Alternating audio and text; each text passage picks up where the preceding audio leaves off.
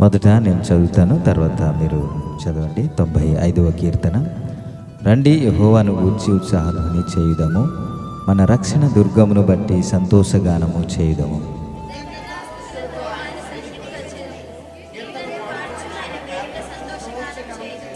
యెహోవా మహాదేవుడు, దేవతలందరికీ పైగా మహత్యము గల మహారాజు.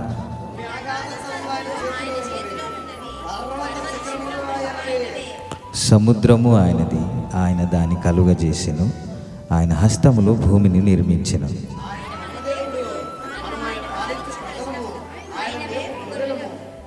రండి, నమస్కారం చేసి సాగిలపడుదాము, మనలను సృజించిన యెహోవా సన్నిధిని మోకరించుదాము. నేడు మీరు ఆయన మాట అంగీకరించిన ఎడల ఎంత మేలు.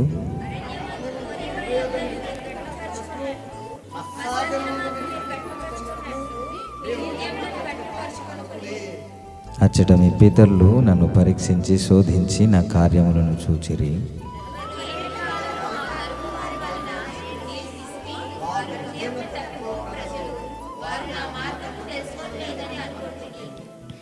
కావున నేను కోపించి మీరెన్నడూ నా విశ్రాంతిలో ప్రవేశింపకూడదని ప్రమాణం చేసి మొదటి వచనం చదువుకొని మనం కూర్చుందాం.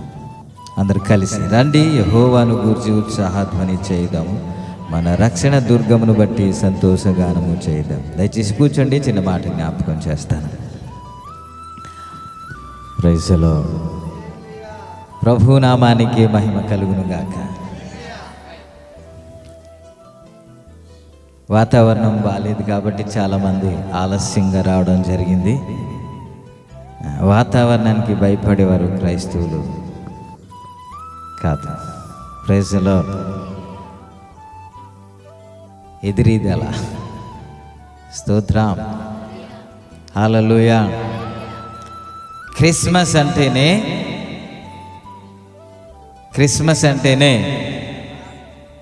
క్రీస్తుని ఆరాధించడం.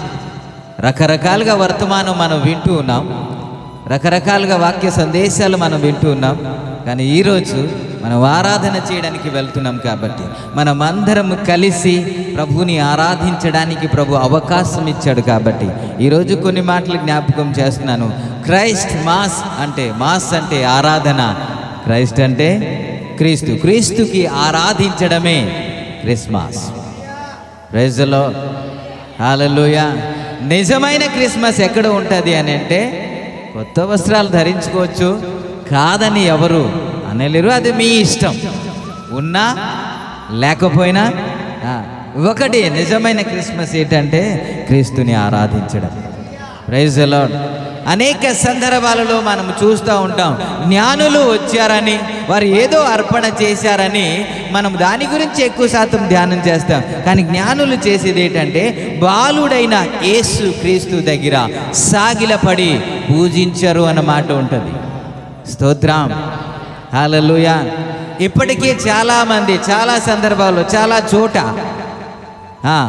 ఇంకా పశువుల తొట్టి ఉంటుంది, అందులో చిన్న బాలుడు ఉంటాడు, చిన్న సెటప్ అన్నీ ఉంటాయి. దేవునికి స్తోత్రం. ఏమో వారి భావన ఏంటో నాకైతే తెలియదు. కానీ ఇంకా ఎక్కడున్నాడు ఆయన? పశువుల తొట్టులను. అందుకే పాడతాం, బజ్జు కన్న ఇమ్మానుయేలు అని పాడతాం. ఇమ్మానుయేల్ని మనం ఏం చేస్తున్నాం? పడుకోబెడుతున్నాం. ఇంకా చిన్నపిల్లడుగా ఉన్నాడని భావిస్తున్నారు. కాబట్టి మీ జీవితంలో ఇంకా దేవుడు అద్భుత కార్యం చేయడండి. ఆయన పూజార్హుడు. Praise the Lord. నిర్గమకాండంలో మనం చూస్తాం, 15వ అధ్యాయం 11వ వచనం అనుకుంటా.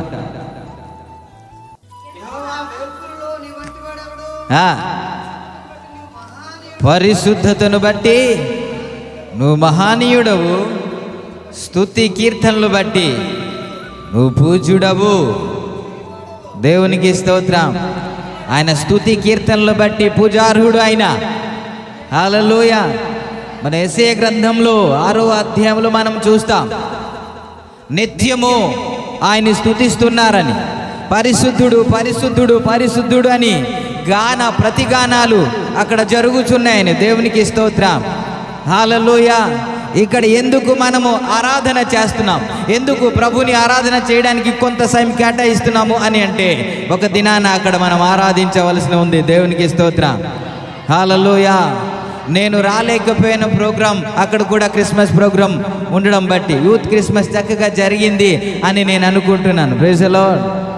హల్లెలూయా. ఆ యూత్ క్రిస్మస్లో నాట్యం ఆడడానికి, డాన్స్ చేయడానికి ఎన్నో దినాల నుంచి ప్రాక్టీస్ చేశారు.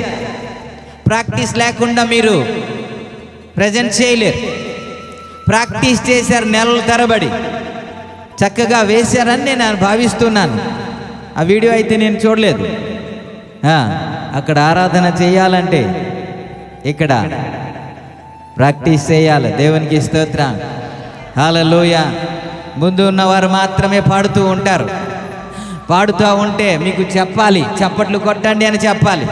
మీరు పాడుతూ ఉంటే ఇంకా స్వరం ఇప్పండి అని చెప్పాలి. మీరు పాడుతూ ఉంటే ఇంకా ఇంకా ఇంకా అందరూ అందరూ అని చెప్పాలి. అలా చెబుతూ ఉంటే ఉజ్జీవం వస్తుంది. అలా చెబుతూ ఉంటే ఏమొస్తుంది?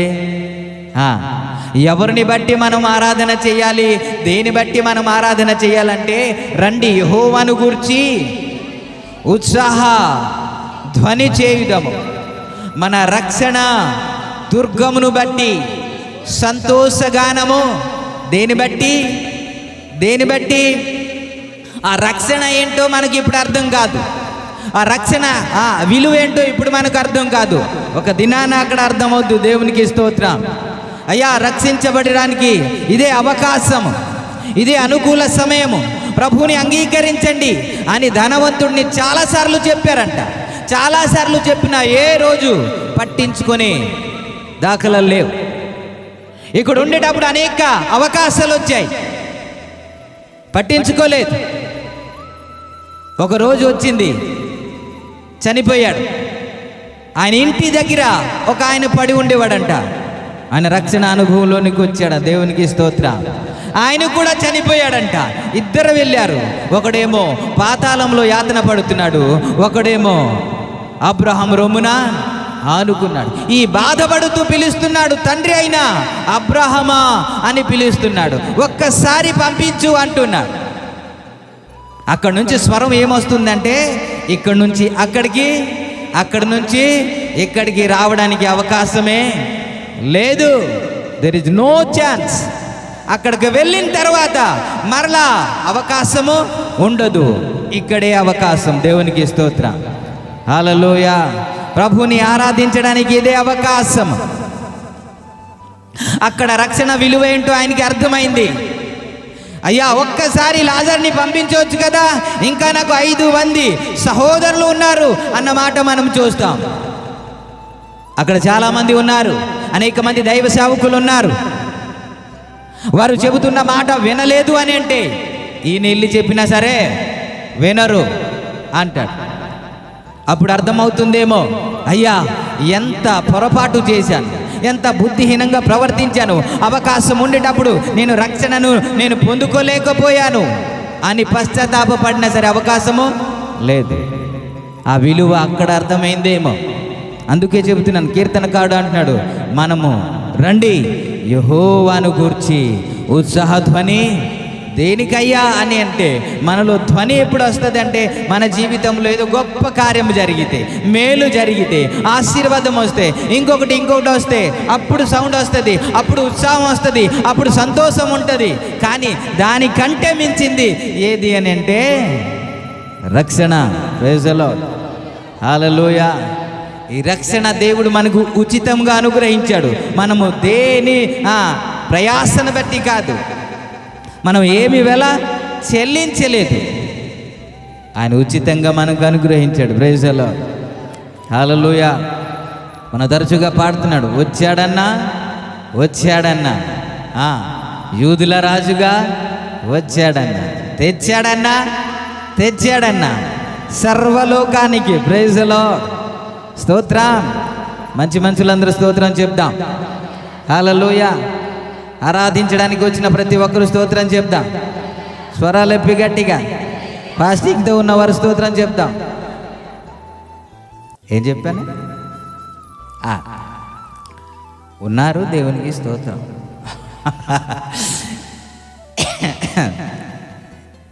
కాబట్టి ఆరాధన చేయడానికి వచ్చిన మనము సైలెన్స్గా ఉండడం తగదు. Praise the Lord. హల్లెలూయా. ఏదో ఒక సౌండ్ చేయాలి. హల్లెలూయా. మన రక్షణ బట్టి ప్రభువుని మనం స్తుతించాలి. యెహోవాను స్తుతించుట మంచిది అన్నాడు. ఇంకొకటి మంచిది కాదా? ఇంకేం మంచిది లేదా? అన్నీ ఉన్నాయి మంచిది, కానీ అన్నిటికంటే శ్రేష్టమైనది, అన్నిటికంటే మంచిది యెహోవాను స్తుతించడమే, ఆయన్ని ఆరాధించడమే. స్తోత్రం. ఆరాధనలో గొప్ప శక్తి ఉందని తరచుగా మనం మాట్లాడుతూ ఉంటాం. ఆరాధన చేయుచుండగా గొప్ప అద్భుతాలు జరిగినట్లు మనం చూస్తాం. ఆరాధనలో ఇంత శక్తి ఉందని చెప్పి నిన్ను ఒకరిని కలుసుకోవడానికి ఎవడు, ఒకరు ఒక మనసు కలుసుకోవడానికి ఎవడు, మనం అందరం కలిసి పాడితే పరలోకం తెరవబడుతుంది. దేవునికి స్తోత్రం. శక్తి మన మీదకి దిగి వస్తుంది, ఆశీర్వాదం మన మీదకి దిగి వస్తుంది, అభిషేకం మన మీదకి దిగి వస్తుంది. మనం అభిషేకించబడడం వాడికి ఇష్టం లేదు, కాబట్టి ఒక హృదయం కలవడం వారికి ఇష్టం లేదు. స్తోత్రం. హల్లెలూయా. ఏదో అలసట తీసుకొస్తాడు, ఏదో ఆలోచన తీసుకొస్తాడు. ప్రభునామానికి మహిమ కలుగును గాక. హల్లెలూయా. హల్లెలూయా. ఈరోజు ఈ విధంగా మనం ఇక్కడ కూర్చున్నామంటే ఆయన ఆ రోజు దిగి వచ్చాడు కాబట్టి, ఆయన దిగి వచ్చి రక్షించాడు కాబట్టి. స్తోత్రం. ఒక దినాన మనం చీకటిలో ఉన్నాం, ఇప్పుడు మనము వెలుగై ఉన్నాం.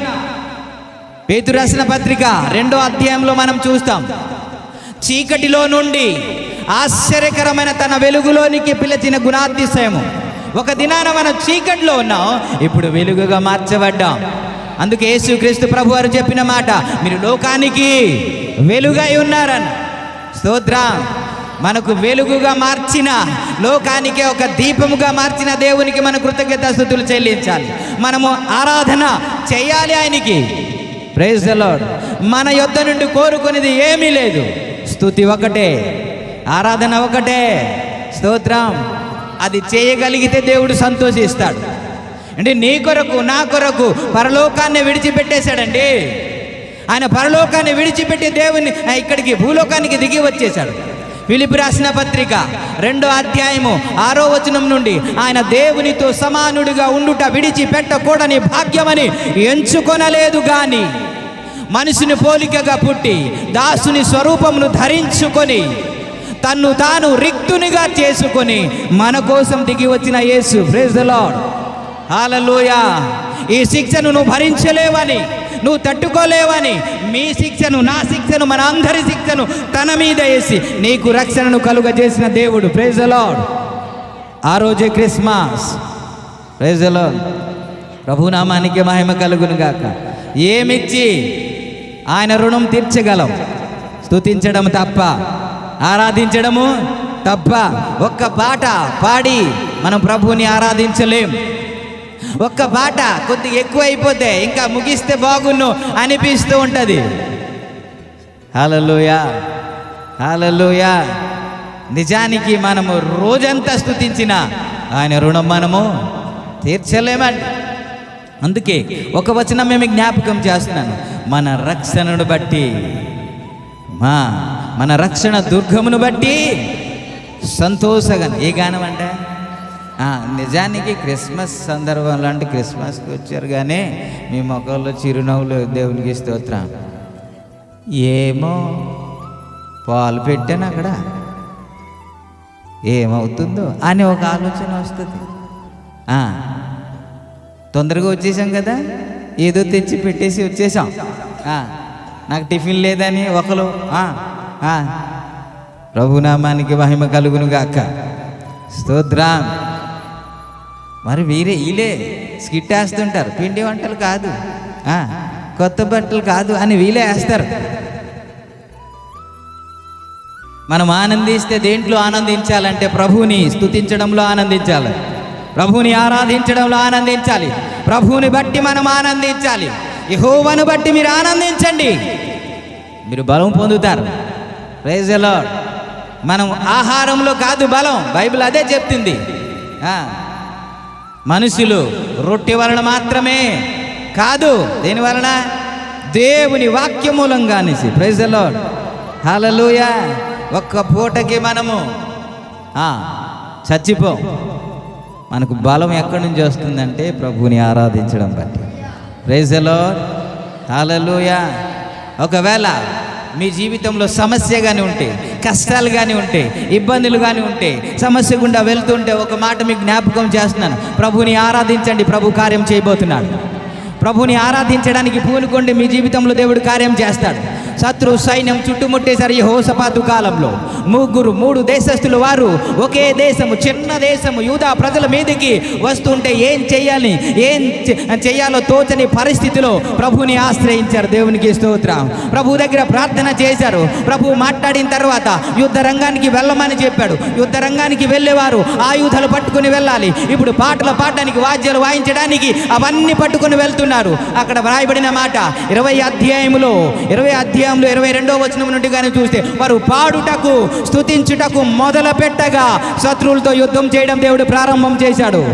స్తోత్రం చెప్పండి, హల్లెలూయా. మనము కూడా పాడడానికి, స్తుతించడానికి మొదలు పెడితే, ఏక స్వరం అయిపోతే, ఏక హృదయం అయిపోతే, ఒకరి హృదయం ఒకరు కలిసిపోతే, మనం అందరూ బిగ్గరగా ప్రభుని ఆరాధించగలిగితే, మన రక్షణను బట్టి ప్రభుని ఆరాధించగలిగితే ప్రభు కార్యము చేయడానికి వెళ్తున్నాడు. దుష్టుడి కాడిని విరగొట్టడానికి వెళ్తున్నాడు. అపవాది కార్యాన్ని లయపరచడానికి మనిషి కుమారుడు దిగి వచ్చాడు. నీ కుటుంబంలో ఏ ఒత్తిడి ఉన్నప్పటికీ కూడా దేవుడు ఈ సంవత్సరము కార్యము చేయబోతున్నాడు. నువ్వు స్తుతించగలిగితే, నీవు మహిమపరచగలిగితే, మనము ఏక స్వరంతో ఆయన నామాన్ని హెచ్చించడానికి పూనుకోగలిగితే దేవుడు అద్భుత కార్యము చేయబోతున్నాడు. స్తోత్రం, హల్లెలూయా. మన హృదయాలు పురికొల్పించుకుందాం, ఒకరినొకరు పురికొల్పించుకుందాం. ప్రభుని ఆరాధించడానికి ఏ సమస్య ఉన్నా పక్కన పెట్టేద్దాం, ఏ ఆలోచన పక్కన పెట్టేద్దాం. మన రక్షణను బట్టి ప్రభుని ఆరాధించడానికి ముందుకు వచ్చేద్దాం. స్తోత్రం, హల్లెలూయా. ఇన్ని మాటలు ఎందుకు చెబుతున్నానంటే, మరలా పాస్టర్ గారు నిలబడి మీకు ప్రోత్సహించకూడదు, మరలా పాడండి అని చెప్పకూడదు. మన రక్షణ గురించి మనకు తెలుసు కాబట్టి మరలా ఇంకొకరు చెబితేనే మనం ఆరాధించడం కాదు, మన ప్రోత్సహించబడ్డం కాదు. దేవునికి స్తోత్రం కలుగునుగా. హల్లెలూయా. ఆటోమేటిక్గా ఆరాధన వచ్చేయాలి. హల్లెలూయా. యేసుక్రీస్తు ప్రభు వారు తిరిగి లేచిన తర్వాత ఎమ్మాయి అనే గ్రామానికి వెళుతూ ఉంటే ఆ దేవుడు దర్శించాడంట. ఆ ఇద్దరితో మాట్లాడుతున్నాడంట. ఇంకా తెలియదా, నీకు తెలియదా, యెరూషలేములో ఉన్నావు, 3 దినాలు అయిపోయిందయ్యా, యేసుక్రీస్తుని చంపేశారయ్యా, ఆయన నీతిమంతుడు అని వీళ్ళు మాట్లాడుతున్నారు. అప్పుడు ఈయన లేఖనాలన్నీ వివరించి చెబుతూ ఉంటే, ఆ తర్వాత యేసుక్రీస్తు వెళ్ళిపోయిన తర్వాత వారు మాట్లాడుతున్నమాట. ఆయన మాట్లాడినప్పుడు మన హృదయం మండుచుండ లేదా అంటారు. దేవునికి స్తోత్రం, హల్లెలూయా. ఆ మంట నీలో నాలో ఉంటే ఎవరు చెప్పక్కర్లేదు స్తోత్రం చెప్పండి అని. ఆ మంట నాలో ఉంటే ఎవరు చెప్పక్కర్లేదు ప్రభుని ఆరాధించండి అని. ఆ మంట రగులుతూ ఉంటుంది. ఇర్మియా అంటాడు, నేను ఆయన గురించి చెప్పను, ఆయన గురించి ప్రకటించను అని అనుకుంటుని, కానీ నా లోపల మండుచున్నది అంటాడు. దేవునికి స్తోత్రాలు. ఆ మంట నీలో ఉంటే నిన్ను స్తుతించు అని చెప్ప అవసరం లేదు. ఆటోమేటిక్గా మీరు ప్రభుని మహిమపరుస్తారు, ప్రభుని ఆరాధిస్తారు, ప్రభుని ఘనపరుస్తారు. మీరు ఎవరు వినేస్తారేమో, ఎవరు చూసేస్తారేమో, నా బట్టలు నలిగిపోద్దేమో, అలాంటివేమీ చూడరు. ఆత్మవశుడైపోతారు. దేవునికి స్తోత్ర, పరవశుడైపోతారు. ప్రభుని ఆరాధించడానికే ఆయన వైపు చూస్తారు. అట్టి ఆరాధన మనం అందరము చేద్దాం. స్తోత్రం. పరిశుద్ధాత్మ దేవుడు అలా నడిపించునుగాక, సహాయము చేయునుగాక, ప్రతి ఒక్క హృదయాన్ని కదిలించునుగాక. ఈ మాటలు దేవుడు ఆశీర్వదించునుగాక.